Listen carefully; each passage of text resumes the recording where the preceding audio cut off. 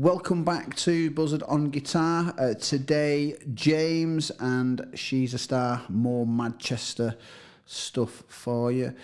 Following on from the video a few weeks ago, the Charlatans, of course, this is James from the same city, and we'll jump straight into it.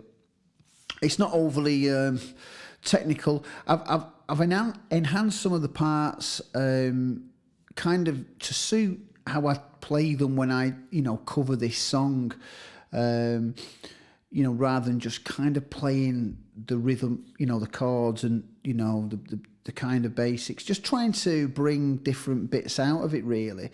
The slide part, I've gone the extra mile, I've tabbed it out for you. You can see that in the video, of course, as I'm playing through it, so you can follow that. Just, like I say, just little bits and bobs of what's going on.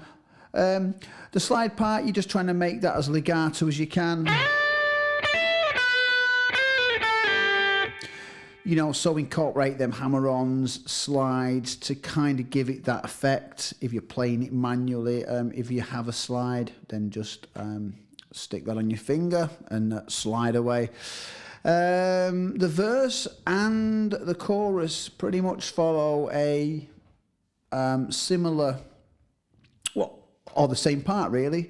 What I do here is I arpeggiate these parts. I'm playing G. The second chord's interesting. It's like kind of a G with an F sharp in the bass. For me, I've seen sort of, tabs and things and videos where people say it's a B minor, but it really doesn't suit B minor for me. I think it's G, kind of with that F sharp in the bass. That's my opinion. It does work, but of course, if you want to play other chords there, then that's up to you. I put the F sharp in the bass. Okay, I'm playing really an inverted G chord on the top three strings. Inverted meaning it's not the root note as the lowest note, it's either the third or the fifth, could be the seventh. But this is B, the third, D, and G.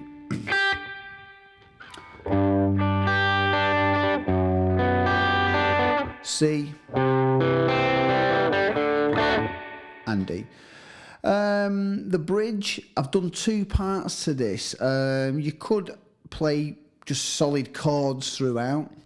What I tend to do is I follow the vocal melody when I play this part, and I think it really works well. So the first bit I'm playing in the bridge is just basically A with E at the top.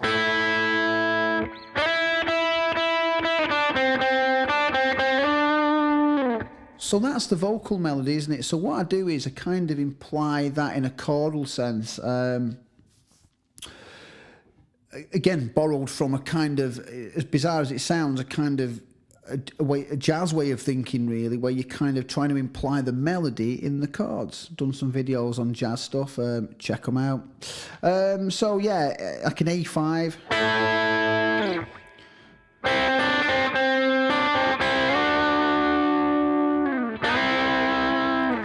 And the chord progression here is A minor.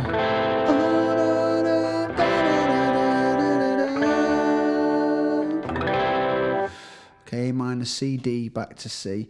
So yeah, I kind of imply that voice leading technique, really. The second half, though, I just did play straight chords, kind of with a little sprinkling of palm muting on there. So take your pick, whichever. Again, I'm not saying them parts, or certainly the voice leading one I don't think occurs in the song, but it's just something to spice it up, really. Again, just as an option, another option instead of just playing chords. Chorus goes back to your chords, G, F sharp in the bass, etc. Just one more bit, the middle eight, E minor, A, C, and D. I again like to just bring the chords out. So instead of just kind of playing, your kind of chords in the open position, I'm playing the E minor, A, C, and D. Yeah, really great song. Really great to play along to. A fantastic super duper band, James. So have fun with that, and I'll be back real soon with another lesson. Crack on.